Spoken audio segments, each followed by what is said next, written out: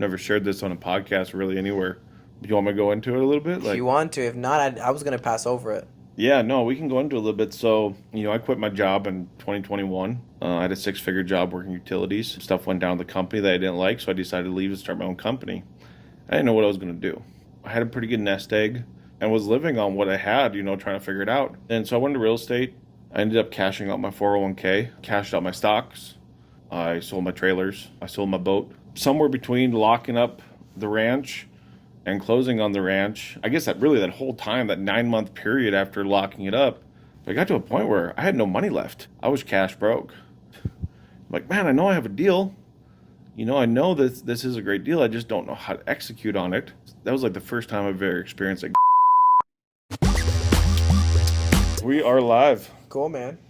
We're live and broadcasting to the channels. Where? What channels? No, from where? Where are we broadcasting? We are broadcasting from Las Vegas, Nevada. Dang. We are at WealthCon. Sin City, baby. Celebrating 1 year friendiversary with Ryan Pineda.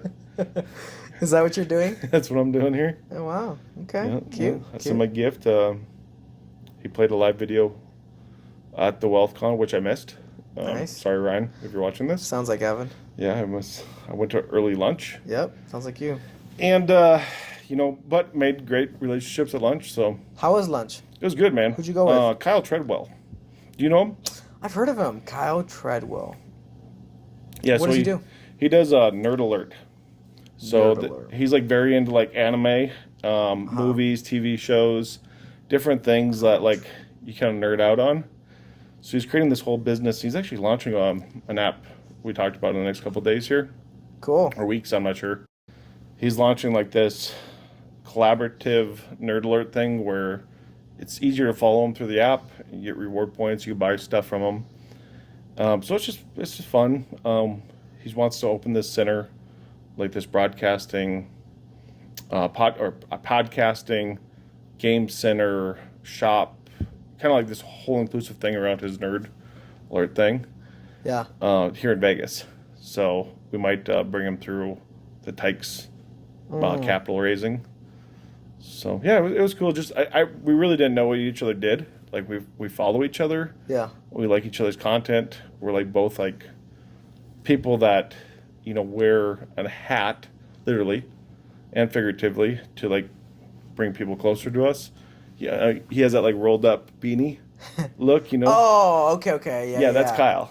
He's like white, right? Like Yeah. really light complected. Well, yeah, I mean, he's white. Does that matter though? Oh no, I'm just trying to point him out. Just messing I mean, with you, bro. if you were to say who's Brian, oh, it's the guy with the hair. He's brown. Oh yeah, like you know what I mean.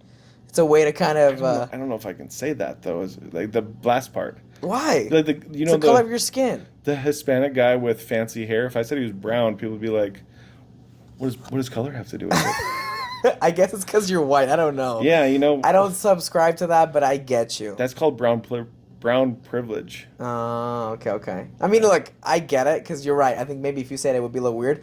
I wouldn't care, but I could see how folks might think weird about it. They may think that you're oops. No, I don't know.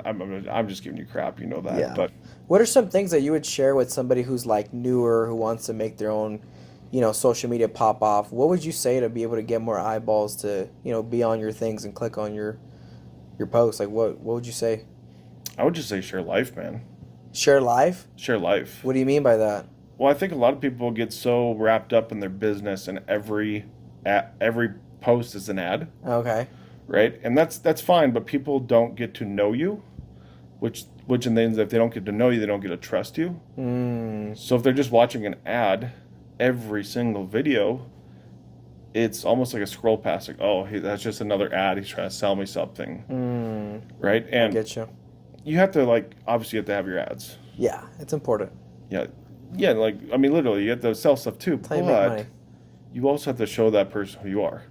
Like, I post some goofy stuff, right? Just because that's who I am. Yeah, you are. You're a goofball, bro. You're so goofy. No, it's just I don't care what people think about me. I can tell. Yeah, post some far out stuff, but it's also an eye catcher. Yeah. Who's this guy? Why is he posting this weird clip? Why is he in cut off jean shorts? this isn't my regular attire on videos. Yeah. So why is he in cut off jean shorts and like a flannel? You know?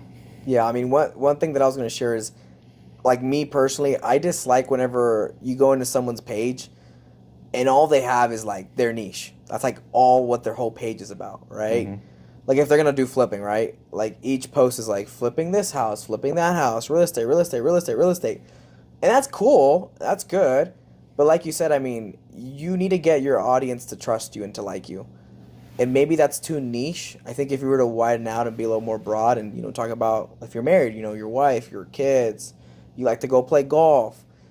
I think when you share that, even though it could be a little bit awkward at times if you share other more personal things, I think that vulnerability is what gains your audience to like you and to trust you. Mm-hmm. And that's going to make them want to be able to work with you and buy from you and do things with you, right? I think that's one thing that it didn't click for me up until probably a few months ago. Yep. Just going to WealthCon and just seeing like what a big difference that makes when you build an actual, personal brand where it's not just what do you do for work, like, oh, I do flipping, I do this, that's it. No, it's like, you have your kids, your faith, your family. That's one thing that actually brought me to watching more of Ryan's things. The fact that I could click with him on some of those things that he shares about. Yeah, no, it's like a no trust thing. You're right. So a lot of the content, like you said, is just like a no thing. Yeah. But people never have a chance to like you as a person, and then in turn trust you, right? And if you can't get all three things, you're not going to grow in your business like the way you want it to. One of the things I always see you do is you go on a date with your wife, you post about it, and it's not like you're not like, hey, I'm on a date with my wife, and this is why we're doing it. You're like, I'm enjoying a steak with my wife, and you just post a picture about it. Which Yeah. I mean, it's cool because literally we're like, oh wow, he really values spending a date night every week or whatever you guys do it on. Yeah. With your wife, and it shows you your core values. Definitely. That's a big thing. I feel like, going into that, and I don't want to go too much more into it, but I think it'd be awesome too, right? I think for being somebody who's young, who's married, there's so many things that can get in the way from you making time to be with your wife, right, in this case. But one thing that I've learned from my coach is just the fact that you need to make time for those things. And for the longest time, like, believe me, Price, I was like, there's no way, like, who's going to watch the kids? We don't trust anybody, yada, yada. But when you really just put it as a priority, like, you find the way to get it done. And since the last WealthCon, we haven't missed one date night. Like each week we've gone on a date night Every on week. Friday. Every week Every on week. Friday. Yeah, from 7 to like 11:30. And we have somebody from our church that we pay to come babysit, but not really because the kids are in bed at 6:30. So she's just really at our, house just chilling while we go do our thing. Yeah. But we've done that each week since I've been back from the last WealthCon. We haven't missed one yet, and I don't want to miss one. So it's been a huge change in our marriage. Just the fact to, look forward to that date night, which it sounds so silly, right? Because I bet in your shoes, you're like, I can just go out whenever I want. And that's awesome. It's just that, in ours, it's like when you have kids, you're married, it's just you need to work around that time and find whenever you can give that time back to that other person that's in your life. Yeah. But it's been a big thing, man. But going back to Kyle, though, isn't he with, what's her name? I think her name's like Zeddy, Mm-hmm. right? Yeah, yeah. Is he getting married with her, or are they just going out? We didn't talk about that today at lunch. Okay. I think they've been going on for like 4 or 5 years now. Good for them. So, Yeah. it seems like they have a solid relationship. So I'm only taking a perspective. Sure. Reason but- I bring that up is, I mean, not to go into what they're doing, but whenever I like to network with somebody or just to talk to somebody new, I mean, you know me. I'm married. I have kids. So, like, a big thing that I ask is, are you married? Do you have kids? Are you with somebody? I mean, that's just where I can, like, relate with somebody, connect with them. That's probably why that's one of the most important, if not one of the first things that I ask somebody that I meet. Yeah. Which it may come off weird, but to somebody that's married and, has kids, it's not. It's like a point where we can both talk about, oh, you have kids, I have kids. Oh, you're married. Cool. How did y'all meet? You know what I mean? That's a good way to kind of build some trust and some likability there. Yeah, well, that's weird because I don't have kids and I'm not married. So when we met, like, why did you we've been friends for a while. Why did you want to be friends with me? I didn't have those things. That's a good question, man. I've always told you this, right? I've always told you like, I mean, and you've heard me say it, and I'm not saying something bad, but I'm just like you've always heard me say, I think it's so weird that you and I are like so close as friends, Bryce, because you and I come from like two different worlds, like completely, Yeah. right? And I mean, I really haven't put myself to think about like, well, what makes our friendship so good, or what makes me want to hang out with you or like be close with you. It just kind of it is what it is at this point. Like I think you showed me a lot of good traits that you had that are very rare to find with folks nowadays, right? Like being trustworthy, being somebody that you can count on, like all those things. It's really hard to find that nowadays. And I mean, since that point, we've just kind of always been friends. And then, we had our own business that we try to do and everything. And we learned so much from that. And I think for me personally, that helped me to grow closer to you too. Like, because I saw like all the goods and bads and how we dealt with it as a team. Yep. And that wasn't easy, bro. Like, that sucked, right? At the end, we closed it down, but we learned so much from it. But to go back to what you were asking me, I don't know. I don't know why we're so good, like where we're so close. Because I feel like I'm really close to you. I don't know if you feel the same way, and it doesn't matter if you don't, but I feel like I'm really close to you. You're always calling me. You're like, bro, I appreciate your friendship so much. I'm like, bro, this is kind of weird, but I appreciate it. Like, I appreciate he's like voicing it, but like, it's like I called you the other day and I was like, hey man, and you were like, what's up? What can I do? I was like, just want to say thank you for being my friend. And you were like, okay, something wrong? And that's the way I feel like every time you tell me that. And I was like, no, I just felt like I need to do more of that because you do that. Yeah. It's like if that's your language, I need to talk your language more. And that's like real love. This sounds that's like, so fruity. No, I just like that's like real love. Like that is real that's love. something like I recognize that probably means a lot. That's kind of what you want, so you project that. Sure. So I think so what you said is fully accurate. You did call me, and then I was like, are you good? Like, is something wrong? Because you don't say it often, which is fine. Each one is their own, right? The reason I think I say it is because for such a long time as a kid growing up, I wasn't very vocal about what I was feeling or thinking or what was going through my head. Until this day, I've tried to better it. It's something that I go through like on a day-to-day basis where I bottle up a lot. And sometimes I'll just put on a front and say I don't care about it. And most of the time I don't because I've buried it so deep inside of me. Mm-hmm. But then when it comes to like those moments of vulnerability or when I'm with my, therapist, like those things come out. So it's like, why does it come out if I said in the moment and it bothered me and it really didn't? Well, I've learned that it's due to the fact that I've buried it so deep. So with that being said, I try to, openly practice that with the ones that I love, my close friends, just to tell them, hey man, like, I'm really thankful for you being my friend. I'm really thankful for you being in my life. Because I think it's super vital to share those things. And one thing too that I would add, I don't know if you knew this, but like most men don't get their first like bouquet of roses until their deathbed. That sucks. Yeah. That really freaking sucks, bro. Why does it suck?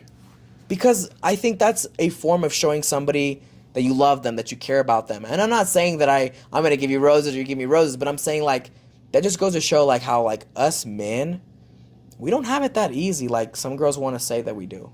I mean, there's so many things that we go through that unfortunately we just kind of keep quiet. And I mean, it could be how each one was raised. I know that the way that I was raised as a man, it was kind of like you really shouldn't show those things. Gotcha. And I can like think back to very clearly like my dad, which I love him, super great dad.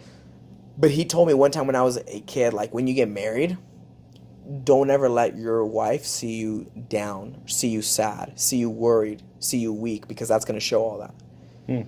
And I don't believe in that stuff. I don't live that way. Yeah, no, my dad's a softie, bro. Okay. So like my dad's like the kind of guy that cries in like at the end of Titanic.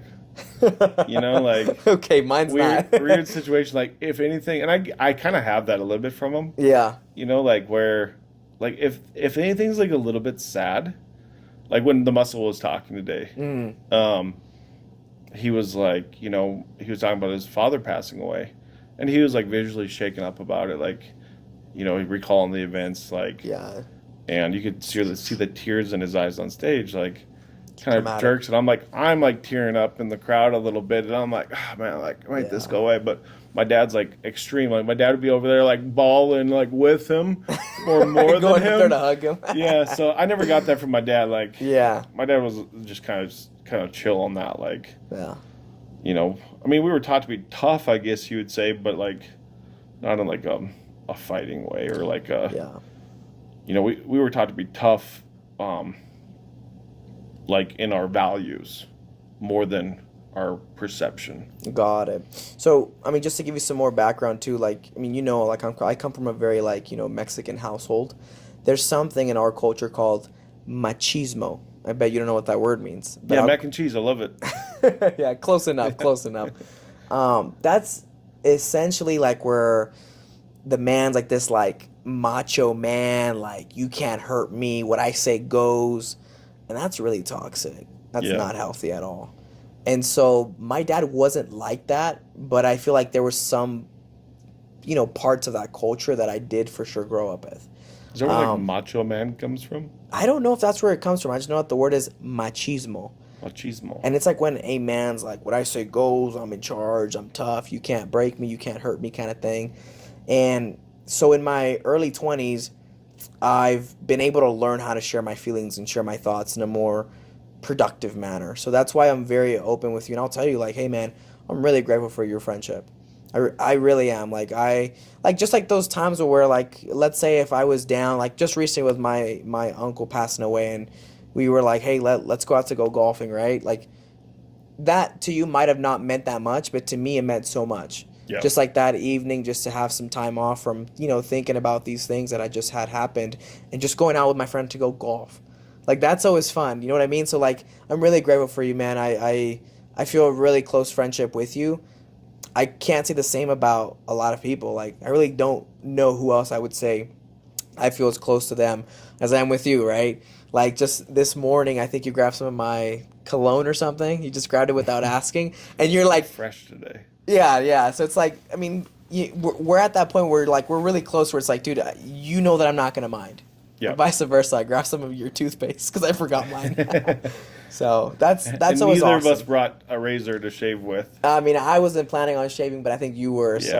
I needed one. Yeah, no, for sure. I think that's a good thing to have, right? Not many men have close friends like you and I are. Yep. And to be honest, I think it'd be much more cool if, you were married and had kids. I think we'd be even closer. But, you can't rush that. That's, Yeah. On your time. No, I think just hanging out with you has been fun. Getting to know you has been a great time. What I probably have that is probably a skill for me is, I don't know if you call it empathy or perspective. I'm able to relate, well with, not relate well, but understand Sure. well, I guess. Probably not relate well because, but understand your perspective and other people's perspectives well. Yeah. And then, try to see it from a different side of things, even if I don't agree with it. Mm-hmm. Like I think the first couple times you were like, hey man, I really appreciate you being my friend. And I'm like, okay, is that all you called about? Like, is there something else I can help you with? Like, no. And I was like, that's weird, but learning that more of you, like, learning you doing that more often, I was like, oh, okay. Like, this is how Bryan, receives love, and therefore that's how he shows love, because that's how he wants to receive love. So that's where I'm like, okay, well, now I'll start doing it for you because I know that's how you receive love. Smart from like a observation. friend, right? Yeah. So what people usually project is what is how they want to receive. That's very something. wise of you to say that. There's a test. I don't know if you've taken it. It's called like the 5 love languages. Have you heard of it? Mm-hmm. Have you read the book? Yep. Okay. I've never read the book, but I've heard of it. Have you done that? I understand it. No, I understood it just from the concept. Okay. So I did the test like maybe a month or two back But it's with like, my wife. hold on before you go on. Yeah. It's like receiving gifts, Mhm. right? Okay. Personal items. There's words of affirmation. Yep. There's time together. Yep. There's 5. Physical touch. Physical touch. And then, man, what would be the last? Let me think for a second. Oh, man. You already said receiving gifts, right? Receiving gifts, words Yeah. of affirmation, Physical physical touch. touch, It's time together. Time together. Acts of service. Acts of service. Yeah. Okay, for that person. There's 5. Yeah, those are the Yeah. 5. Okay. Yeah. So. Well, wouldn't acts of service kind of be like? No, it's like time together. No, that's Okay. that's quality time versus acts of service. No, they're Okay, two yeah, different. you're right. You're right. So I took the test. Could you guess what my top 2 were? Words of affirmation Okay. and physical touch. Yeah, you hit it right on the nose. My wife was like, "What the heck?" No, but she kind of knew too. She was like, "Well, that makes sense." Yeah. No, definitely, and that's Yeah. what I mean. Just talking with you Yeah. and getting to know you, like I don't. I've never. I guess I'd taken the test a while back, but I haven't taken the test recently, Sure. and it's hard to like self-identify. Mm-hmm. You could probably. Why would you say that? Well, just like I think generally people have a problem self-identifying Okay. their strengths and weaknesses, but it's easy for somebody that knows you to look at you. Like you could probably tell me right now what my 2 top ones Yeah. would be. I really wouldn't know. I mean, I think maybe quality time would be one of yours. Yeah, I think so. And gifts. Gifts? Yeah, receiving and giving gifts. Okay. Because I've seen you do that. I mean, you with me, you've gifted me things here and there. I saw that you gave Ryan those yellow boots. Yeah, I'm about to give Javi some stuff too. Okay, there you go. Yeah. So, just like you said, right? Like the way that you like project it is most likely how you want to receive it. So just by that same clue, I'd probably guess those two, but I really wouldn't be like fully sure of it. I'm just gonna guess on that. Yeah, I don't know if gifts would be really one of mine. Okay. I think that's probably something that I do because, like you said, it's the 5 love languages. Yeah. So, I think a gift is a little bit more personalized way to show that you understand somebody, Yeah. right? So with Ryan, the boots were in an understanding, right? But it was a way to understand his content and understand his business, understand how giving him something like that could positively impact his business. So that's why I gave it to Ryan. What I'm giving it to Javi is more. What are you gonna give to him? I don't know if this will be out by the time. I think so. Okay. It'll be out after. Well, if it's out after, we might have to cut this. If not, we'll just bleep it out. He's getting some. So talk to me about something, man. Why are you friends with me then? Because I mean, like we said, we're like from totally different parts of life. What made you want to be friends with me? I just saw the good in you, man. You know, you're actually real talk. I don't know if I've ever told you this before. Mormons are good people. Really? You know, your church, not the Mormon, but your church, Yeah. your faith. I've always found them to be highly successful, highly stable, and just generally good people. So when I found that out about you, I was like, okay, well, at least I can expect that he's going to be a good person. Yeah. He's going to be stable, and he's going to be good at business. I never Right. would have thought that you thought that way. Yeah, no, I stayed with some. One of my good friends married a Mormon in Utah, and I went there for the wedding, and I kind of perceived, understood how they lived, and then a couple months after they got married, I went back down. Had some time off from work, and I went down and spent like 2 weeks in Utah. They were just staying with that family, like in their house. And one morning I woke up, like one of the first mornings I woke up, and they're like, "Hey, we're doing breakfast. Come up for breakfast." So we all came to the dinner table. And at the time, I don't have this anymore, but at the time I was like allergic to eggs, like mildly allergic to eggs, and they like give me bad heartburn or something. So she had made omelets, and maybe it wasn't eggs. I just at the time I was convinced I was allergic to eggs, so I was like, "Oh, like thank you," and I was like eating the fruit, but I wasn't eating the omelet. She's like, "Evan, don't you want an omelet?" And I'm like, "No, I'm fine." She's like, "Are you sure? Like, are you just eating fruit?" And I was like, "Well, I'm like mildly allergic to eggs." And she's like, "Oh my gosh, I am so sorry. You should have told me." She's like, "Why don't you go shower, get ready for the day, and then come back up after you get ready, and I'll have something else for you." And I grew up in my mom was tough. Like, you're going to eat at what's on the table. Yeah. right? Like, That's it. you're not going to get something else. Mm-hmm. And I was like, no, no, no, no, no. Like, please don't. Like, I'm fine. Like, I'm just telling you because, you asked type of thing. I'm fine with what's on the table. She's like, no, you're going to go down. And not like in a like aggressive way, but she was like, no, go Yeah. shower. And then afterwards come back up. So went shower. I'm feeling bad in like the shower. Like, oh, she's probably has to make pancakes now, right? So then I come back up, and not only did she make pancakes, she made French toast. She made like grits. She made like anything and everything under the sun that you could have for breakfast, just for me. That's love. And I was like, what the world? Like somebody came to our house when I was growing up, and my mom's like, oh, you don't like pancakes? Well, we're feeding silage in the feedlot. You can go try that. Like it would have never happened that way. Not that my Yeah. mom's not a good person, but it's just Yeah. that culture is different. Sure. And then after spending more time with him, I was just like, man, these people are just so welcoming.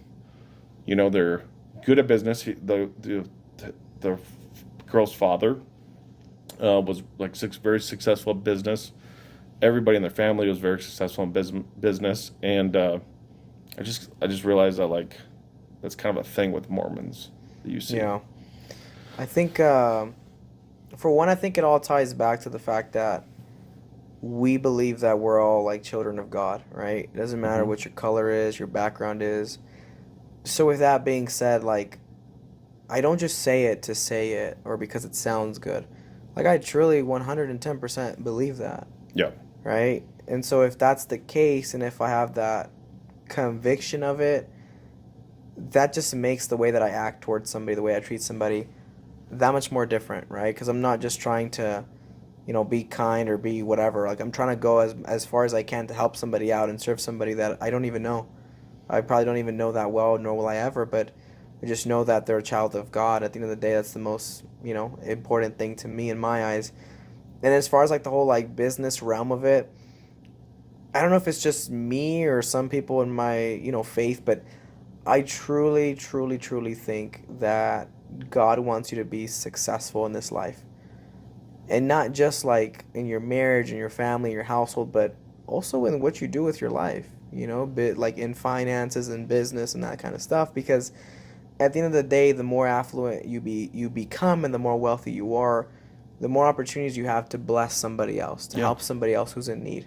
Yep. And so if all that ties back into the same thing that we're all, childs of God, like, I think you owe it to yourself and to everybody that's with you to be as, successful and affluent as you can be. So that way you can help bless and change the lives of other people that don't have the same opportunities that you were born with. So that's kind of where that mindset all comes from, right? Mhm. Being able to treat people fairly, do business the right way. And it's not easy. I mean, no one's perfect by any means.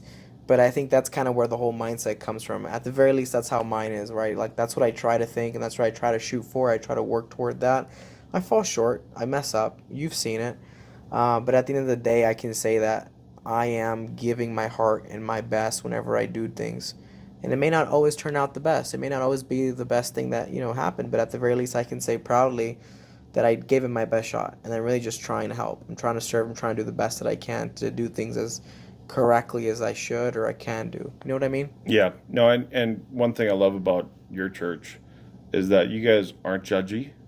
Like, Yeah. if you take, I don't know about all the religions, but if you take the collective few that are in the United States, like, not trying to piss anybody off here, but like Catholics are the most judgy religion. Not trying to piss anybody off, but Yeah, I'm going no, to say a but name. but seriously, yeah. I'm not saying any names, but Catholics, Yeah. they are like funny. one of like the most judgy when it comes to like, oh, you're not part of the church. Well, you're not gonna go to heaven or Yeah. whatever they believe. Like, which is fine. Like, if they believe that way, but like, it just comes off very judgy. Where when your church, you're all like, oh, do you believe in God? Oh, you do. Great. Like, this is the way I believe. But we're not saying that you believe the wrong way. Sure. Yeah. And you can let me know, right? Like, I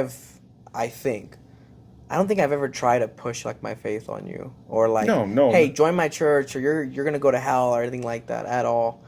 I think that's not who I want to be, and that's not the church that I would like to be in. Like if my church were to be that way, and if that's how I felt about it, I don't think I'd be in my church, right? Yeah. And I'm glad that you do point But that out. not just you. I think your church. I mean, obviously there's bad apples, Of course. but what I think in like the Catholic religion and other religions in the United States is they kind of preach like if you don't do it our way, you're doing it the wrong way, Oh, okay, okay. I right? see what you're saying. And in the Mormon, y'all just believe more like, I believe everybody feels like they have it the right way, but like y'all don't preach that. Like you're more like, I'm glad that you have a relationship with Jesus. That's it. You're not like, hey, just because you have a relationship with Jesus, you know, but you're doing it the wrong way, you're probably going to go to hell because of it. It's like, that's a Yeah. different message, That's rough. you know? Yeah. And I think that's what a lot of the other, faiths can relate to. And then they get more hypocritical type beliefs too, where I feel like Mormons are just more solid in their belief. Like for you, like you don't drink alcohol. It's not like a rule. Like I understand, like I used to think it was a rule, but it's not so much a rule. It's just a want for you guys. Um, but you don't drink it, and you don't drink coffee, and it's things that you believe that you just don't do. Where in other religions, like yeah, we don't do this, but then you watch their life and get to know that person, and it's like, man, this guy parties harder than anybody I know, and then he's also youth pastor at the church. Like, what Yeah. is going on here? Like, you're not practicing what you preach. And nobody's perfect, but like, Yeah. it's so far apart in I most got you. religions. Yeah. Where I feel like Mormons are just more sound and like Yeah. practicing what they believe and more Well, stable. yeah, and like don't get me wrong, like I love to go dancing. I love to go, that's my partying, right? With my, wife, we'll go out to dance or things like that. But I mean, I get what you're saying. It's not like drugs or drinking and getting drunk and alcohol. Like, yeah, I totally get it. I mean, at the end of the day, dude, to each his own. I just know what I believe in. I have faith in it, and it's worked out for me so far. And I don't see myself ever turning from my faith or changing the way that I think about, oh, like, why shouldn't I do drugs or why can't I drink or why. I mean, it's just not my thing, right? It's not my choice, and I choose to not do those kind of things. And at the end of the day, like, I've seen the results, right? I've seen where my life is at, and I've seen a lot of close friends that, I mean, quite frankly, they just got caught up in so many things and so many wrong crowds. And I mean, some of them are in jail or they're not even here on this earth anymore. And it's unfortunate. It is what it is. But I think at the end of the day, you dig your own grave. I think I've always thought about it like that, where like the choices that you make, you're choosing how your, end result is going to turn out to be. Yep. Right? So to And each his own. and I believe like I don't know if we went in depth on religion a couple times and like faith and stuff. Like I don't subscribe to any one religion.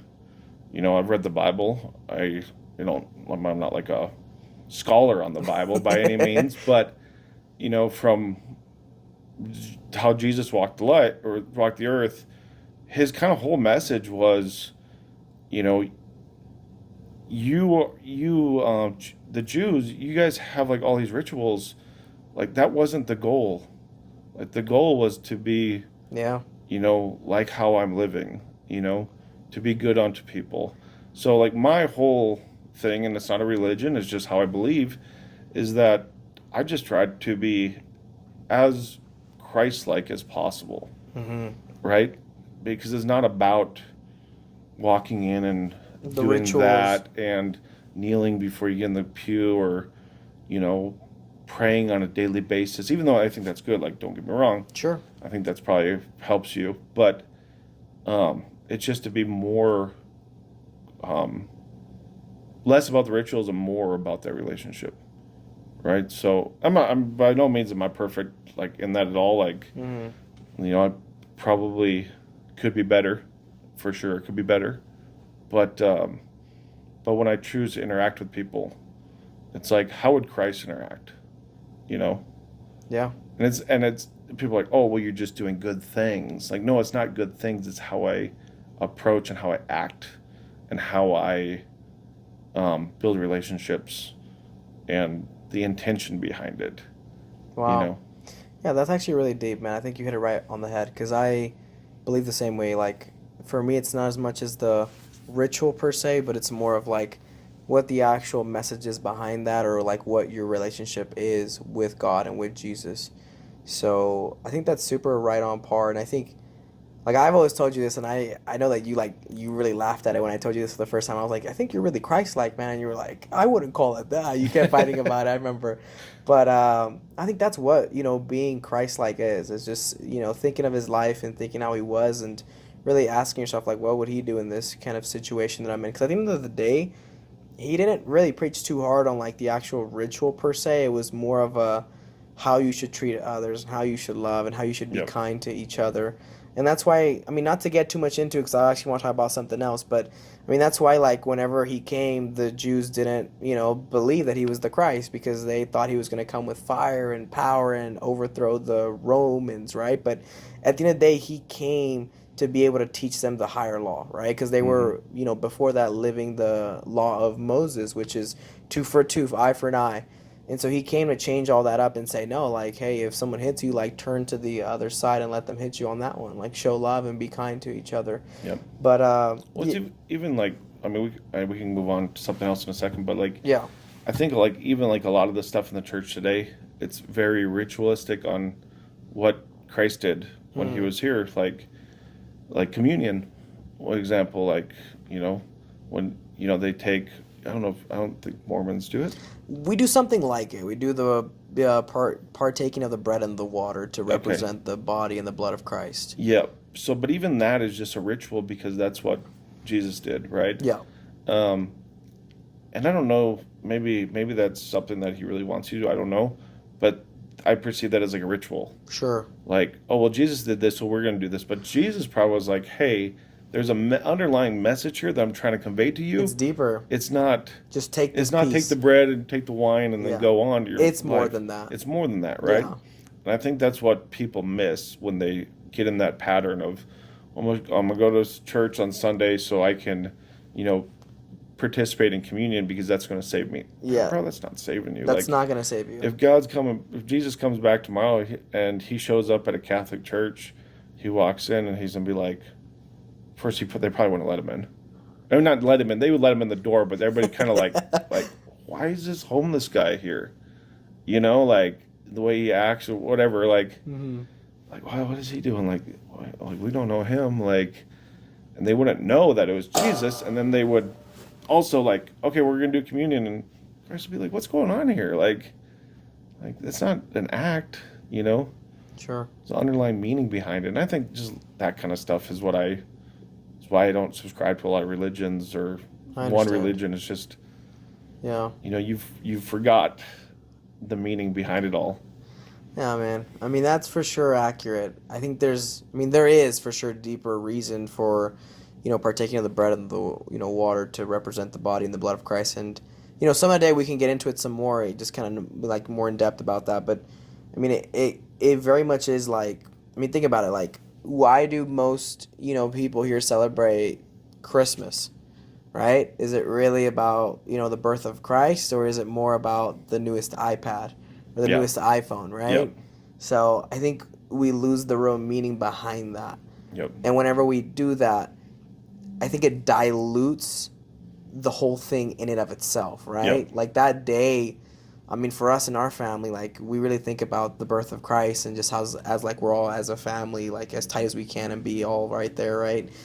And I think most other people are thinking about, gifts and going to this event or doing that. So when you lose that meaning, it's not something good, I think. I think when you lose the meaning of life or the meaning of those kind of things, it kind of feels like you're just kind of walking around with nothing in your heart. You're just kind of empty. Yeah. Yeah. Christmas is another ritual. Yeah. Yeah. You want a water? Let me grab a water real quick. Yeah. I have one right here. That's why I grabbed one. Oh, shoot. Do you want to pause it? All right. So switching gears then real quick. Yep. I want to talk about something. We recently went to an event, a real estate mastermind in Houston, hosted by some of our good friends out there. And you gave a talk at the end, right? You shared about, not to go into too much of that because that's not the main point of it, but you basically shared about what you're doing with land, doing the ranchettes, land subdivides, Yeah. etc. The point that I'm trying to get to is there was really a good, awesome point in there where you said, guys, I'm going to share with y'all, and I think you know what I'm referring to, the big, like, land secret, right? Can you share that? Like, share what you kind of said there briefly. Oh man, now you're making me think. Where you said you're going to get 2 fingers. Oh, okay, Yeah, yeah, gotcha, yeah. gotcha. Go ahead and So share that. yeah, so I was on stage in Houston at my buddy's real estate event, and should kind of give you like More context. a context. Yeah, Sure. we're on stage. I'm talking about this big land deal that just closed. Yep. And and people are engaged, and I wanted to like trip them up on something, and give them like something they'd remember. Yep. And the best way to do that is like break up, like, here's the secret, guys, right? And I'm on stage and I'm like, you're gonna take 2 fingers. I raised my hands high in the air, and I said, and a thumb. And they're like, everybody's looking at me like, what the heck's about to happen? And I said, you're gonna reach down, and I bent down the stage. You reach down and you can go about 3 to 6 inches into the dirt, or as far as your fingers can go. You're gonna pinch that dirt. I stood up like I had it in my hand, Mm-hmm. and you're gonna open your mouth, and you're gonna taste the dirt. And that is how you find a good land deal. And I just stopped, and I was silent. Yeah. And I look around the room, and it's like crickets. Everybody's like, what's this guy talking about? He's like crazy or something. And some people were like giggling because they like kind of like think out of like oh, what happened? Yeah, nervousness. Like, I don't know if he's serious or he's joking. Yeah, and they were laughing, and I was like, no, that's it. Like, that's how I find good land deals. Yep. And I was like very serious about it. I looked around, and I was like, no, well, that was a joke, right? How you find good land deals is doing the work. Yep.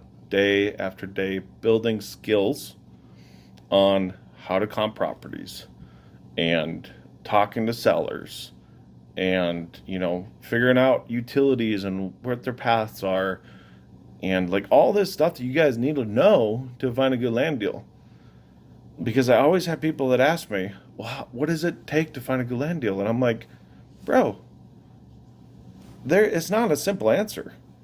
Like it's a complex answer to tell you how to do it. Like, can I just pour the last 20 years of my experience of growing up on a farm and ranch, working in utilities, and then all the hours of training that I've spent on YouTube in the last year, because that's how I learned information, is YouTube. And can I just dump that into you in a 1-minute answer? No. Like, if you want to find a good land deal, what you need to do is do the work. Yep. Gain skills. And that's what people lack, is taking time to actually learn a skill set. They get shiny opportunity syndrome, where they see something like, oh man, like I do the same thing. We can talk about that, but before we go on that, like, like, oh well, man, you can make a lot of money in that. You can make a lot of money in anything. That's right. You just got to pick where you're going to be mining for gold. Yeah, but before we go into all that, I don't want you to move into that point just yet. Okay. We're going to touch that. The point that I'm trying to make here is, when I heard taste the dirt, I know we had talked about it the night prior when you were getting ready for the whole presentation, and I think we kind of like both like brainstormed on it. It was your thought, right, to like bring that up in the whole presentation, which is awesome. But I think the main point that I was kind of getting at too, and I know that you said this when you were up there too. You said sometimes you need to taste poop. Oh, okay, yeah. You didn't say that word, but Yeah. you know what word you use. I'm not going to say it here, but what you meant by that was, this isn't easy. And so many people out here are looking for that secret to get those land deals, or to get, wholesale deals that I do. Yep. And that's why I think it was such a great message at the end, because it got them all to be like, okay, because you also said, pull out, something to write this down, because I'm going to give you guys like some like big secret here or something, right? Yeah, they were all like, okay, on the edge of the seats like this. And so when you said all that, and that had all happened, the real message that you were sharing, besides doing the work and all that, is that sometimes No, most times you're gonna taste dirt. Like you're gonna hit the wall. You're gonna think you're going good, and then boom, the deal falls apart. You hit the wall. Now you gotta find out what you gotta do to overcome that wall, Yeah. and what you gotta do to overcome that challenge. And so I think that's the main point that I think you were really making is you're gonna have to do the hard work. It's gonna be challenging. You're going to eat poop sometimes and have a really hard time doing it, but at the end, if you don't quit, if you don't give up, and if you keep going, you're gonna get it done, Yeah. and you're gonna be fine at the end. Well, and another thing is like, I was literally riding in a car on the way over here from Ryan's office yesterday, and we had one of his new signups in the car, and we were talking, and I was like, "Yeah, so what's your story, man? Like, you out here for the first time?" And he's like, "Yeah, first time. I've worked with these other people," and he kind of got vulnerable a little bit, and he's like, "This is the biggest risk I'm taking right now because after I put money into this, I have like a couple $100 in the bank account Wow. left, and I'm here in Vegas, so we ended up getting him a room with somebody. But anyways, what I told him is like, dude, great, awesome, you're in the right environment to succeed. And he was like, kind of looked at me like, like you don't tell somebody you have a couple $100 in the bank account and people be like, congratulations, clap. But it really was because It was, yeah. because you never hear anybody's story that was like, oh yeah, I was, I was making six figures and I decided to, stay comfortable, and that's how I succeeded, was staying comfortable. Like, Yeah. no, like the success story is like, man, I lost my job like he had, I needed to go find something to do. I found a mentor. I decided, man, I'm gonna go all in on this. He went all in, literally with a couple $100 to his name. I don't even know how the guy's getting back to California. Like, he literally spent all his money here, right? I don't know if he knows, but he's like, I'm all in. I'm gonna figure this out. And he even said in the car, like, I have to figure this out. So he's the one eating the shit right now, so later he can eat caviar, Yep. right? A steak. Yeah, eat that steak, eat that prime rib. I love that. And so that's what was my message. I missed it when I told it earlier, but That's all right. that was the message. Is like, you have to be willing, and not only willing, but you have to do it. You got to eat the crap, Taste the dirt, baby. taste the dirt. Come on. If you want to succeed and find these good deals. Yeah. Nobody. It's never easy. Yeah. Like, nobody's on stage is like how many times you've been to a real estate event and they're like, hey, I just want to tell you how easy it was for me to get into real estate. Nobody. Yeah.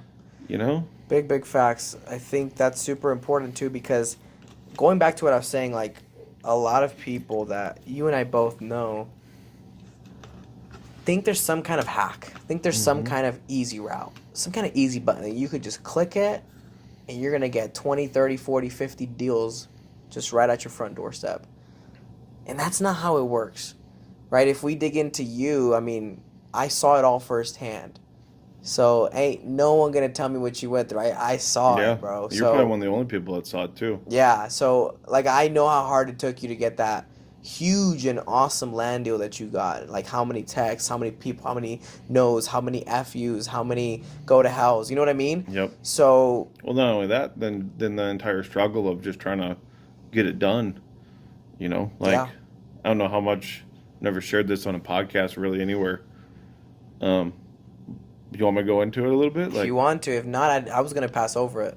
Yeah, no, we can go into it a little bit. So, I quit my job in 2021. I had a six-figure job working utilities. Some stuff went down in the company that I didn't like, so I decided to leave and start my own company. I didn't know what I was going to do. And you know this, I'm just kind of more telling this story. But, and then, so I went into real estate. I had a pretty good nest egg. I ended up cashing out my 401k. I sold my boat. I sold my trailers. Cashed out my stocks. And was living on what I had, trying to figure it out. And somewhere between locking up the ranch and closing on the ranch, there was about, that, I guess that really that whole time, that 9-month period after locking it up, I was cash broke.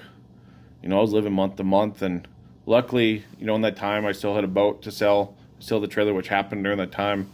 But I got to a point where I had no money left. I'm like, man, I know I have a deal. I know this is a great deal. I just don't know how to execute on it. And that was like the first time I've ever experienced anxiety, And I actually got a little bit of whiff of it the other day. I looked at the bank account and I'm like, oh man, like I'm broke again. And I'm like, I'm not close to being broke again. But it was just like, like, oh my gosh, if I go back down that way, I don't want to feel that same way, because I was like, I have no money. Like, I have $10,000 in bills every month through this real estate that I'm trying to do and keeping this thing moving. I got to come up with 10K. I got $100 in the bank account right now. How do I come up with that 10K for next month? Just so I might have potential to hit month 3 when we might close.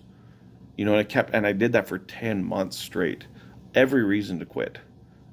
Every reason where most people, I guess where the muscle was talking about vision. I had a vision.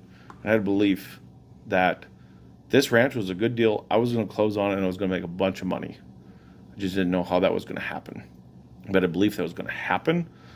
And where if you don't have that belief and that vision and you're not willing to go through those hard times, 10 months of, having to come up with 10 grand every month and having nothing in your bank account and the anxiety and the stress of every month, because every month was a fail point. Like, I guess that was the biggest thing I was scared of. Like, I literally had a great life. I was making 6 figures. Everybody told me, man, this is stupid. Like, why are you going to do this? Like, you have a great life. You're going to wreck your life doing this. And I was scared that I was going to be like, they were right. And every month I felt that way. Like, man, they were right. But I was like, no, they weren't right.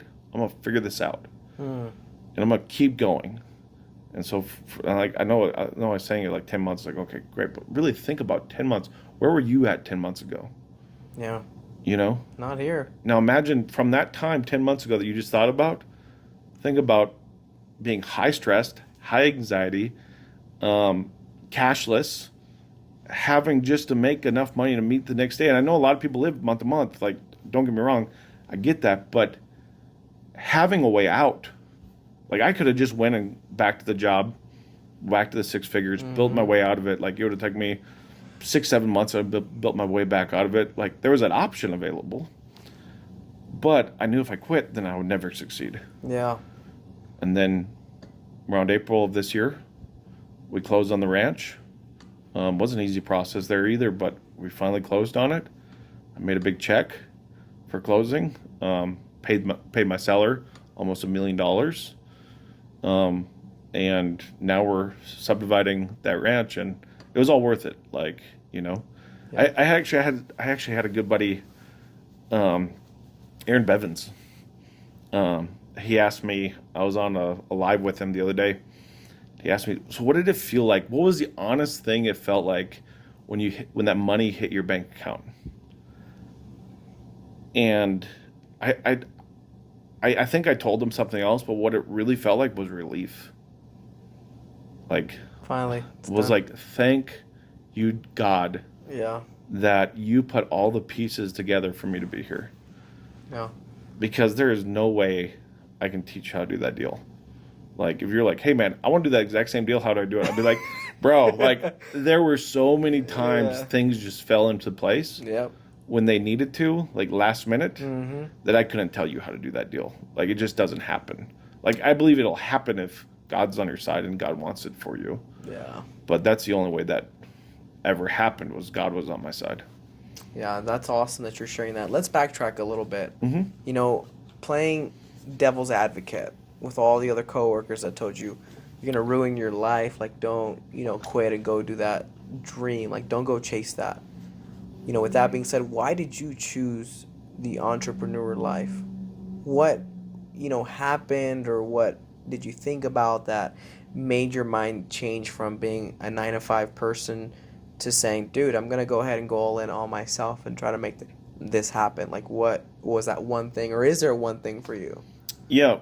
Before I answer that question, you said coworkers. It was everybody. Okay, Everybody was telling me. My parents, were telling me no. My brother was telling me that was a stupid idea. Like, you're gonna fail. Like and that's one thing that most people don't understand. That I know you understand it, but like people getting into business, that everybody is gonna tell you no. Everybody in that Everybody's office. gonna tell you it's a stupid idea, Mm-hmm. and it's gonna be the hardest from the people that you love because they're really just trying to protect you. They don't want to see you fail because, hey, like literally, I could have failed at any point. Yeah. Like, and most people do fail. Like, you're not gonna win. Like the saying that just keep going because you're gonna win. That's not always true. Like there are people that fail, right? Um, but to answer your question, why did I want to be an entrepreneur? I think I wanted to be an entrepreneur from a very young age, but I tried it a couple times. I failed, and I was like, well, that doesn't work, right? So I got into the 9 to 5 mindset where I was like, well, I can be comfortable. I think I can get the same things through 9 to 5. And, for a while there, one of my good buddies was like, hey, come do land. And I was like, man, I'm comfortable. Like, I don't want. And in the back of my mind, what I'm really thinking is, man, I wouldn't be able to do that. Mm. I had limiting beliefs. Got it. I've already tried to do business and I'm not good at it. My father would tell me, Evan, you're not a good business person. Like he's out of love. Dad, I love you. But out of love, he's like, just go. You can be successful. You don't have to be ultra successful, right? Like that's safe. We want you to be safe. Yeah. So I kind of took that to heart for a while, and I was like, well, I'm not an entrepreneur. I'm not a businessman. Got it. But what I really wanted when I quit my, 6-figure job was I really wanted freedom. From dropping out of college, I went straight into the workforce. Eventually got into oil field pretty quickly. Relatively, I did a lot of stuff, but relatively got quickly into oil field. I experienced a lot of people that had families that were falling apart in the oil field because they were gone all the time. That's tough. They had money, but they weren't spending it properly. And I was like, you know what? To protect myself long term, I'm just not going to have a family for a while. I'll get a family when I can provide the time, because time's huge. When I can provide the time for a family and the money for a family. Well, I kept that mindset all the way through 2021. I don't have the time. Either I had the time, didn't have the money, or I had the money, but I don't have the time now. And always, when you're trading time for money, you either have one of the two. Yeah. You never have both, right? So, kind of getting out, I was like, you know what? I'm going to get out, and I still knew like I wasn't going to become an entrepreneur day one. Yeah. And automatically have both time and money. I'm like, actually, what's probably going to happen, and I knew this getting into it, and it played out the exact same way, is I'm not going to have any money or time. But long term, I'll be able to compound my work to where I'll have both of those things. And now I'm kind of at the point where I do have time and I do have money. So is a sacrifice, the bigger sacrifice to have it later, for both have it later. So I was really thinking, it was really freedom. Like, Sure.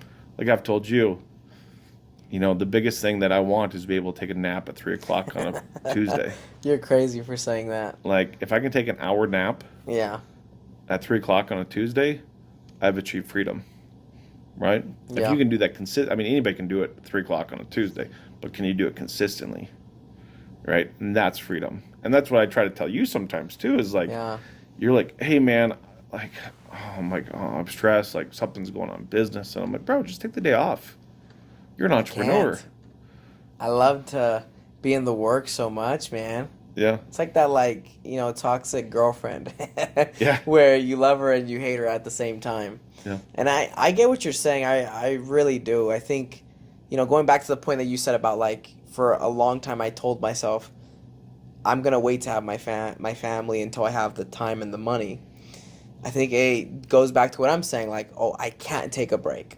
Yeah. I can't take time off. Which damn well, and we both know that I could. Mm-hmm. right? Like one day that I take or 2 days or 3 days is not gonna like, crash all things that I have going on. I have folks that work with me that can help to keep the thing going while I'm gone, right? The operation.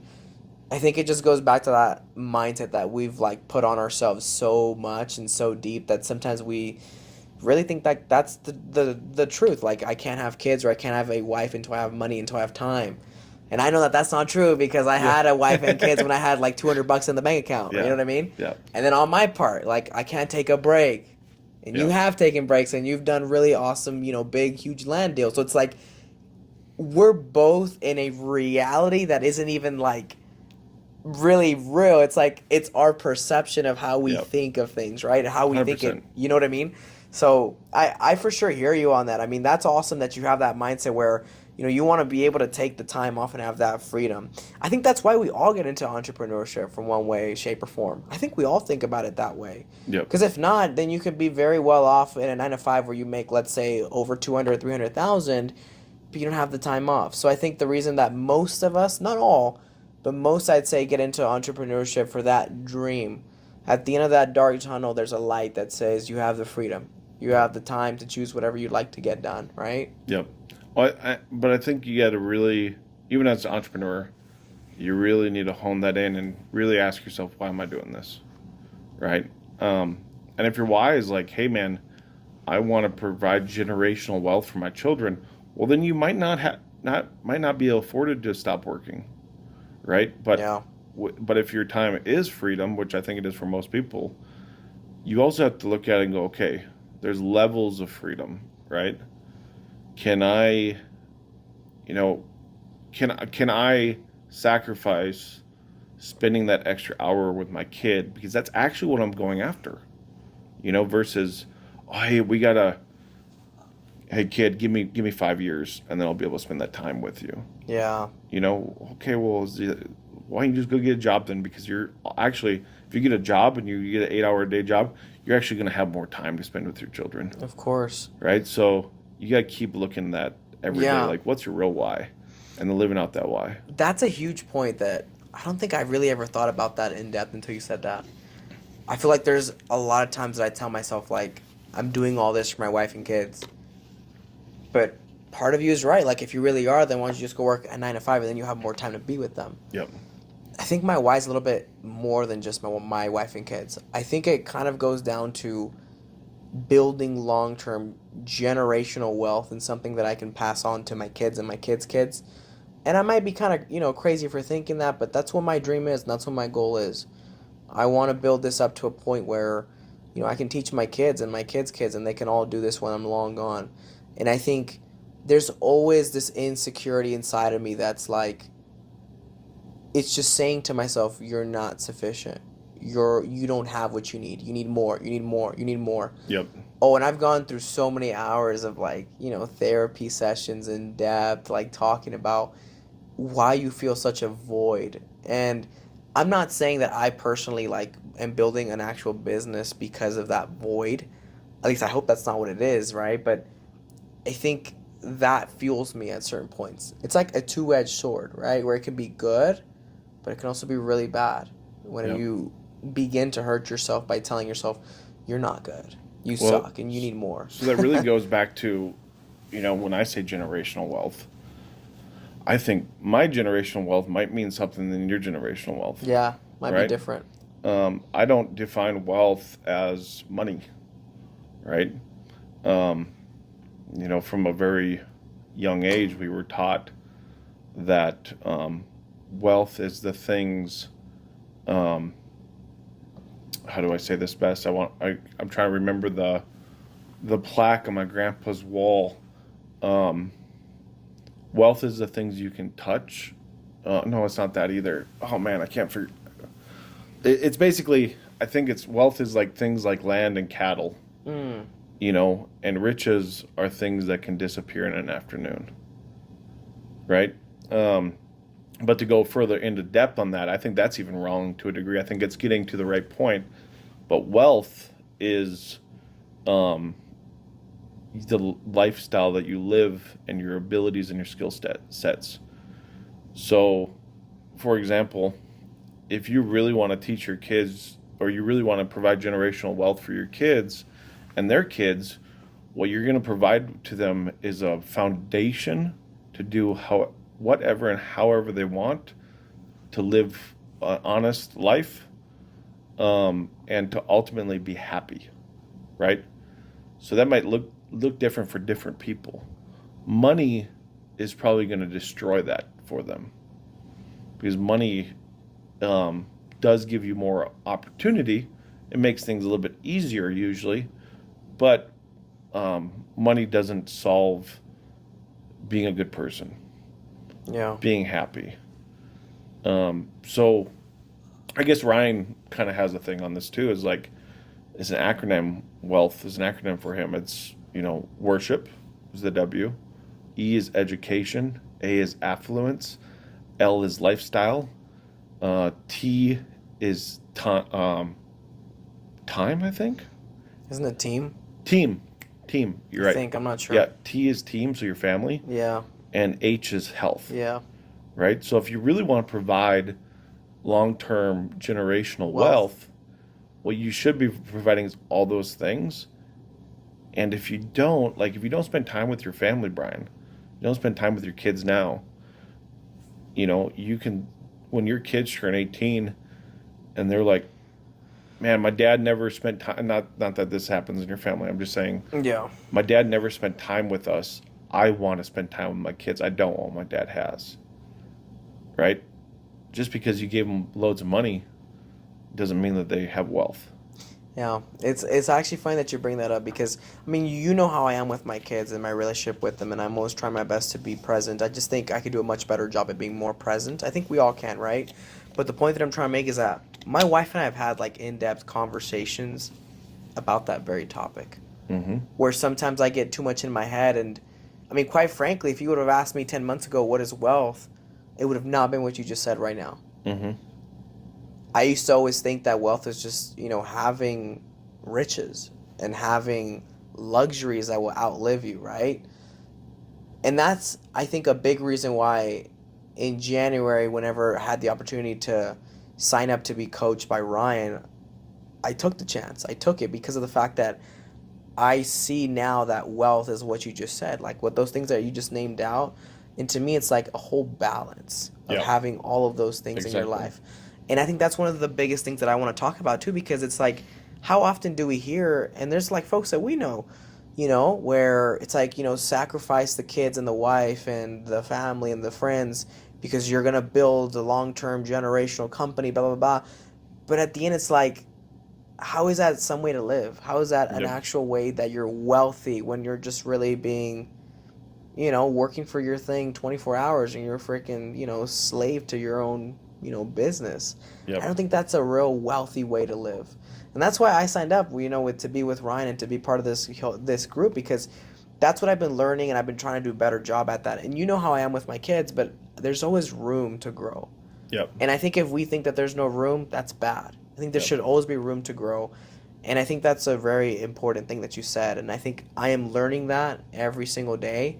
And I'm trying to do better at it. Because my wife and I have had talks like that where, like what you just said, word for word, I kid you not, where like, hey, if you work so hard and make all this money and give it to your kids, they're probably not going to want to be with you at that point. Yep. And she like word for word. And like I teared up and I was crying about it because you're right. She's right. Like, I think wealth is a whole balance around your life. Yep. Not just the riches, not Yep. just the, money. Yep.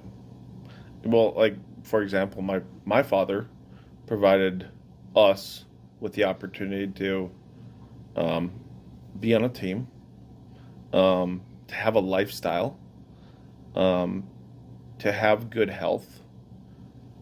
But there were lacking in other areas.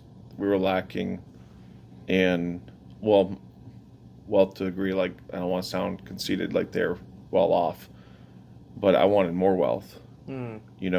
And I knew that wasn't going to happen by farming, right? I wanted more education. I knew that wasn't going to happen by farming, right? So could have he provided that? Like ultimately, sure, but like he did the best he could, right? Yeah. And they're still doing the best they can. Like I am very fortunate because he passed on to me like 4 of the 8 things or whatever. I don't know Yeah. how many letters are in wealth. I don't know. But anyways, he passed on at least 4 of them, and I think only most people only get 1 or 2, Yeah. right? So when I think about generational wealth, is if I can provide at least 1 more or 2 more or as close as possible to all of them, then my children will be like, okay, I can improve on that one other thing. And then somewhere down the line, if they can keep that going, then you have all of them, right? And that's where things start happening that are above and beyond what we could even imagine, Yeah. right? When you have somebody that's perfectly doing all things that we just talked about in that wealth category, that's the president of the United States. That's somebody that everybody actually wants to vote for. Sure. They're like, man, this guy's just like all around the perfect A candidate. well-rounded human. Yep. Or they're just, maybe not even the president, like that's not the end goal, but like just whatever they're doing, like they have all the tools at their disposal to do it if they choose to. Let me shift your mindset with what you just said a little bit, because I get the point of being able to build on to what your parents have already given to you, and hopefully your kids building on to that.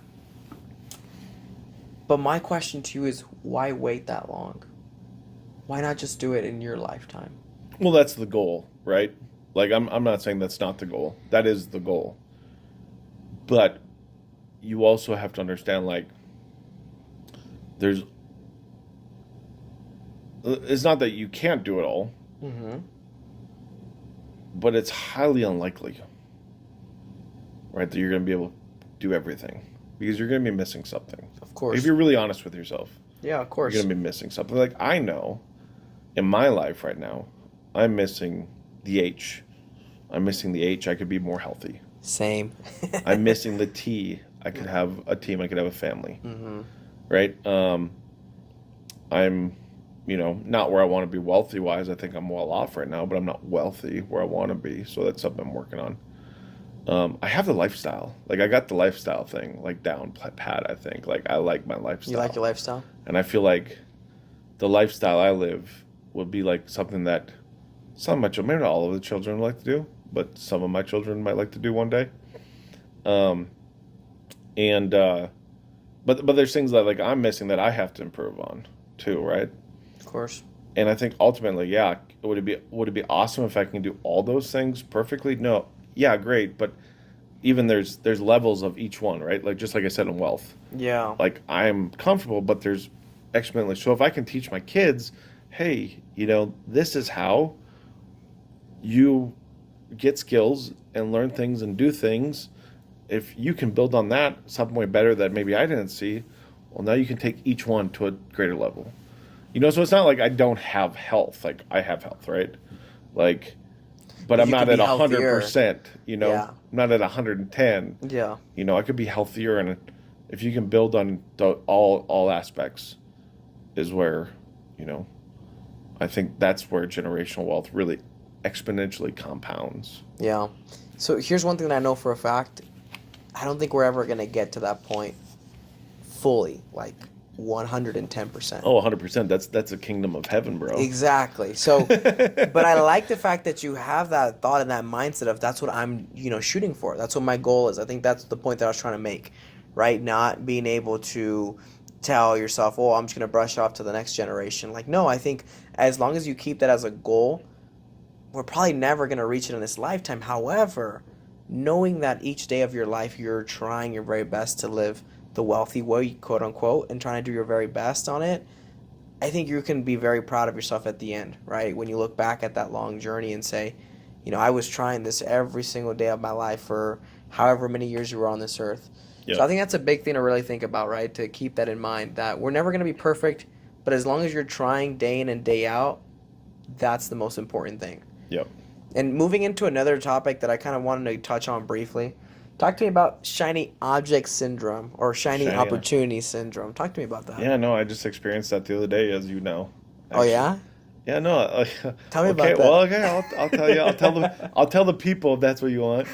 No, I just think it'd be good so we could all kind of learn from that. You know what I mean? Yeah. So I, you know, was thinking the other day, well, is there a way that I can make more money? Is there an opportunity that I'm missing? Hmm. So I started looking around the MLS for land deals, which I do anyways, because I'm always looking for For my fun, you like to do it. analyzing. Like I like finding deals. Like I During like your late finding, night on your phone, you're just going on land deals. yeah, yeah. Instead of like going out to the club and Yeah, finding a wife, I'm sitting and looking at land there you deals. go. Like I can't teach you that, like, but Yeah. like, but no, I was just looking through and I found this deal and I'm like, oh man, this is a deal. Like, it was 8 acres in Helotes, um, for 199,000. It was already subdivided into 1 acre lots, and I'm like, man, like I know these lots are worth like 50,000 a piece. This deal's a $350,000 deal, and they're selling it for 290 or 199. It's $150,000 of profit. All I have to do is buy it, do a little bit of work, and then sell it. And after I went and looked at the property, I was like, I don't know, man, like something feels wrong. Like I feel like I'm backing myself into a corner. And I don't know why. Like this is a deal. So I called you and I was like, "Hey man, can you just talk me through this? Like am I being stupid right now? Am I being over analytical about it? Should I just go ahead and do it?" And you were like, "I think that you shouldn't be looking at land at all."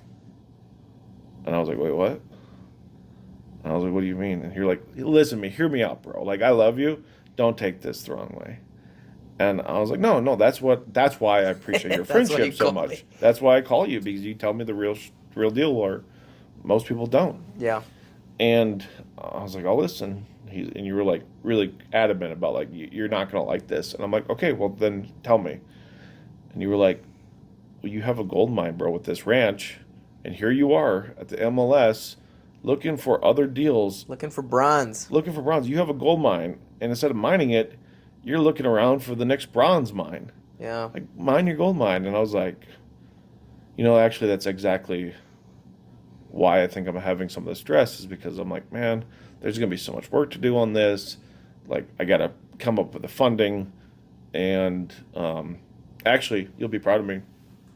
Um, Yesterday, I was telling somebody about this, and he was like, "Do you think we could make a lot of money on that deal?" And I was like, "Oh yeah, it was like 150,000, but I'm not doing it." He's like, "Well, if you want to do it, I'll fund it."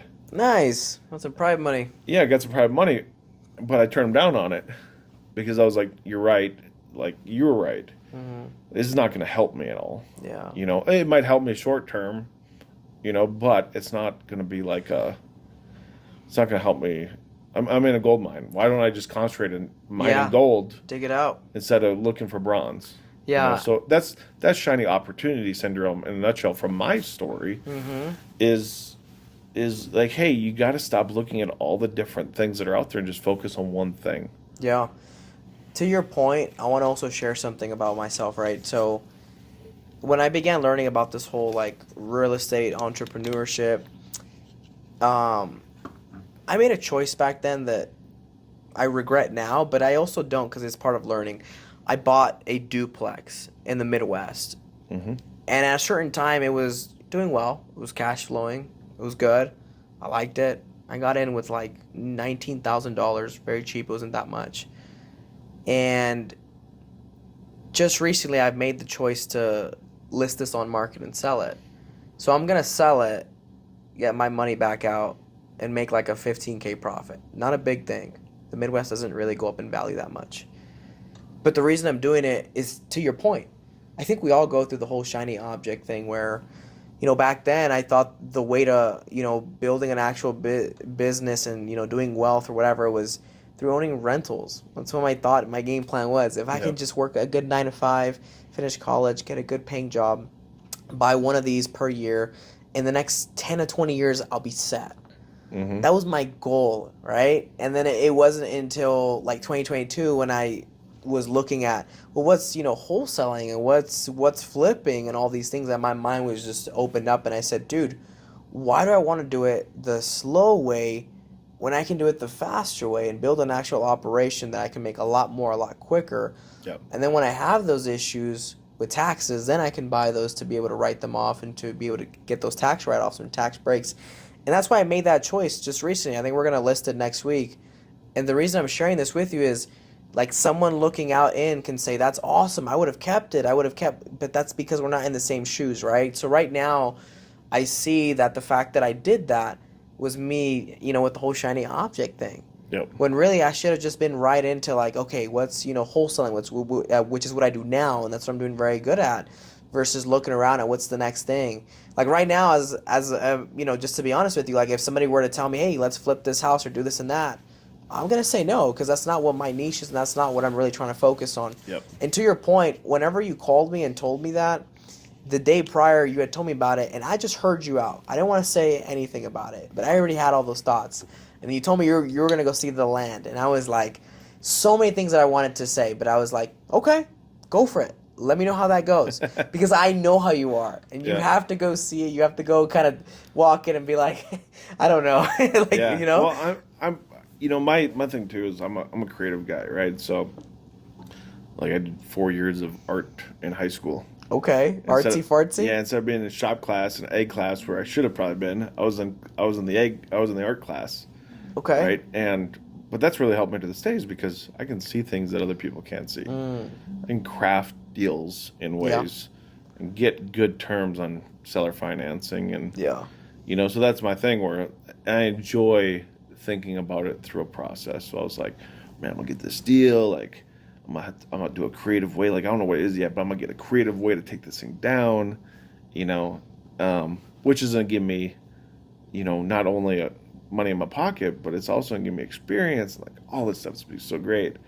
It's really more about like, for me, it's really more like I'm creating.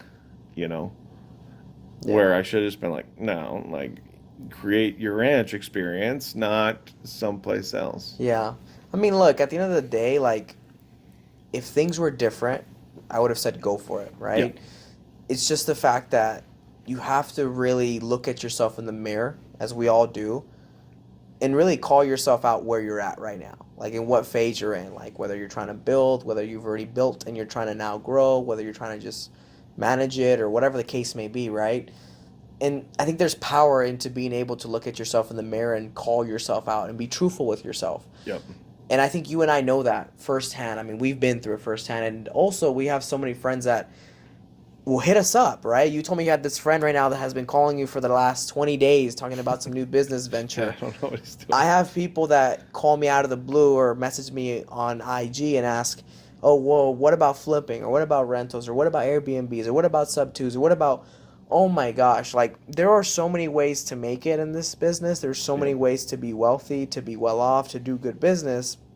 At the end of the day, I always ask myself, and I tell them to ask yourself too, like, do you work? Right? Because I think all of those are different ways that you can make this work. But if you're hopping around from thing to thing, and I've seen it happen firsthand, and you have too, you're going to get nowhere at the end. Right? And you're going to look back at your year or your 2 years that you were doing it and you're like, holy cow, like I haven't really gotten things done. Yep. Well, it's because you've been jumping around. Yep. It's now Airbnb, now it's going to be wholesaling, now it's going to be flipping. Yep. I think there's like, power in just looking at yourself in the mirror, choosing one and putting those, horse blinds on and just looking at that path and not looking around at some other shiny object, right? No, definitely. I mean, I was actually... I teach people I preach all the time, like niche down, bro. Yeah. Like, what are you doing all these things? I have a good buddy.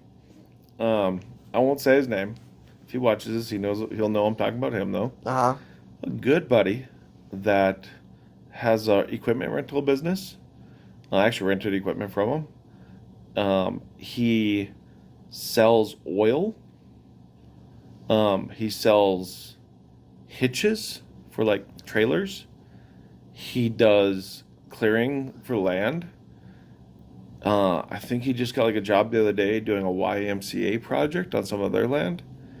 He sells deer feeders. And like he does all this stuff and I'm like, bro, like, and I've been telling him for a while, like, you need to stop doing all those things, and he's like the everything guy. Like when you hear the term like jack of all trades, that's this guy. Like, Master of none. well, there's a back end to that I though. know there is, but I think Yeah. that's the truthful one. Master of No, none. that's not true. The full saying is jack of all trades, Master of none. master of none, but often better than a master of one. I disagree, but that's fine. But that's the saying. Okay. Yeah. Anyways, and I told him, I was like, man, you got to niche down. Yeah. He's like, yeah, I know, but I'm doing well. And he is. He's Good for him, yeah. probably That's doing good. $500,000 a year from all of his things. And I was like, yeah, but tell me this right now. Is there one thing that you could be doing $1 million a year this year if you just focused all your time on it? Yeah. He's like, oh, yeah. And I'm like, so why don't you just do that? And he's like, well, it's not fun. You know, I don't really I like doing this other stuff. Okay, well, if you like it, then keep doing it. Yeah. But stop asking me, man, how do I do what you do? Yeah. How do I get to that level? Because that's not the right question to be asking. Right?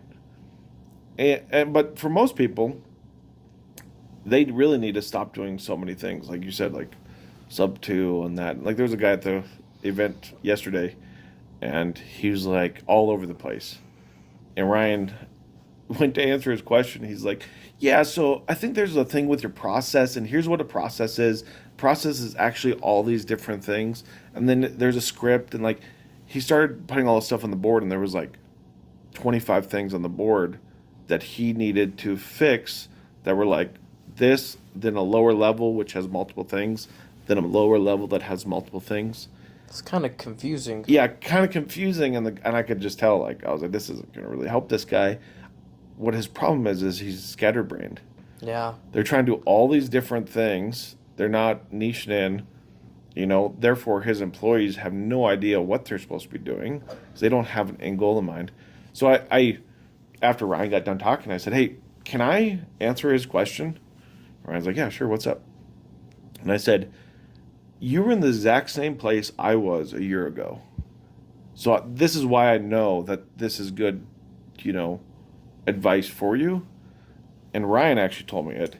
He's like, man, you got niche down. You're trying to do too many things. You're doing okay at a lot of things, but you're not doing anything great. Yep. Right? And I don't know if that guy really took what I was telling him. I think he was still focused on something else, but really, if he would just do that, he would niche down and be like, okay, guys, we are just wholesaling. We're not That's doing it. private equity. We're not investing in other people's deals. We're not doing all these other things. And he was like all over the place with what he was talking about he was doing. Just concentrate on that thing, because every single thing you're doing, that board up there that Ryan just wrote down, those 25 things, each one of those things that you're doing has a different thing on that board to make it work. So if you don't even have that process, and right now you're thinking, oh man, like I don't have any of those things, I need to work on them, how the heck are you going to do them when you're trying to do 7 different things? Yeah.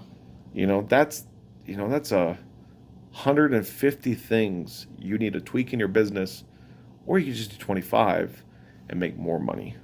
And I said, that's what I did.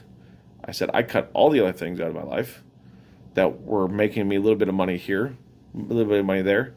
And I went from $50,000 in revenue to, I won't say the number, but a lot more, more than 3 times, less than 10. There you go. That's a good hint. Yeah. Yeah. No, man, what can I tell you? You're definitely right about that. And I'm glad that, both of us, we know that. We've been through it. We've had some learning curves that we've had to overcome. But at the end of the day, I think that's what I would share with anybody who's like brand new, who's going to sign up for, for coaching or for mentoring. It's like, pick that one thing that you want to do. Yep. Whether it's flipping, whether it's, wholesaling, it's rentals, I don't care. Just pick that one thing that you want to do and give yourself a time frame. And I'm talking about no less than, to be honest, 12 months, right? Just so that way you can really go all in on it, put your horse blinds on, focus on that one thing, And at the end of those 12 months, I guess you can reevaluate if it's a good thing for you or if it's not working out. But I think if you are diligent about it and you put all of your time, effort, and resources into that one thing, most of the time, not all the time, but I would say like a 90% chance it's going to pan out, right? Because you're focusing all of your resources, all of your talents, all of your time, all of your work into that one thing. Yeah, You're going to have a higher probability of but succeeding. before you pick that one thing, this is what I also add, is you got to understand your skill set. Where I feel like a lot of people chase the shiny opportunity, where I chase shiny opportunities like, oh man, I'm going to do some land, right? Which is something that I have a skill in. I shouldn't be doing that. But some people chase land that have no skill in land, right? So what I would really say, before you pick your thing, picking one thing is important, but before you pick that one thing, sit down with a piece of paper and pen and write out the top, what am I good at? What are my skills? What are my knowledges? You know, what My unfair advantage. what are my unfair advantages? You know, like for me, I'm really good at building high trust relationships, right? That's one of my skills and unfair advantages. I am also very knowledgeable when it comes to land. Not as knowledgeable as some people, but Sure. an unfair advantage for the most of the population. Yeah. I'm also and weak at other things too. Like I'm very weak at sales and marketing. I know I'm bad at that. Now, can I form a high trust relationship? Yes. If I'm trying to do that on a sales call, I'm terrible at it. Like I need to have time, right? I'm very good at creative. And then once you have, I mean, like just go into it. Sit down for like make it a thing that you do each day for an hour. Read them all through. Like, is there something else that I'm missing? And think about it for a while. Get everything down, and then be like, okay, what about all these things that I'm good at could be an unfair advantage in each one of these sectors in real estate? If that's real estate's your thing, Yeah, it maybe could real be estate, something else. maybe real estate isn't what you should be doing. Maybe you have shiny opportunity syndrome on real estate. Yeah. Maybe you should be opening a skincare business or doing video games, designing video games. Yeah, whatever it is, Yeah. do that because that's going to get you to the next level. Yeah. You know, especially if you're putting all those skills into one thing. Yeah. You know, people are going to be like, man, I want to do what you do. Like, I don't know if you can because I have these skill sets that you don't have. Yeah. I think it's like a LeBron James. Like, I'm not a big basketball guy, but he has a skill set to be a really good basketball player. Yeah. If I came up with LeBron, I'd be like, hey, man, I want to do what you do. Yeah. He's going to be like, okay. Yeah. Like, I don't have an answer for that because I have the skill sets that you don't. And on the flip side, it's like if you were to tell him, hey, go play soccer. Like, why? Yeah. If the guy can dunk a ball and shoot really good and play really good, like, why would you make him go play soccer? Yep. So choose what you have that unfair advantage on and find that first and foremost, like you were saying, and then go all in on that, man. Yep. At the end of the day, I think you have a higher probability of succeeding in this if you do that. Yep. Versus if you take the whole shiny object and you just jump from boat to boat and seeing what works, you're going to just sink all over and it's not going to work. But, I mean, that's a really good insights and tips that we're sharing right there. I think we actually have to go ready for the time, man. But Yeah, man, what time it's is been it? super awesome just to get to sit down Bro, and chat with you, man. Thank you. We've been wanting to do this for a while. Yeah, we have. And thank you for bringing your mics and, doing the setup. And, I mean, I think this is going to be a great podcast put out there. Yeah. I really hope that somebody who, watches this gets some kind of value from it. Whether, you're barely getting into the entrepreneurial world or you're barely, trying to think of what to do or you've already done it all. I mean, it doesn't matter. I just really hope that somebody gets some kind of value from this and that we keep it going, keep having more guests and be able to talk to more people. I think that'd be awesome. Yeah, and just for the record, my Instagram handle is Evan Big Price on Instagram. Evan Big Price. There you go, folks. You heard it here first. Thanks for tuning in. Peace. Yeah, thanks. All right. Good, right? Mm-hmm. Oh, I'm tired.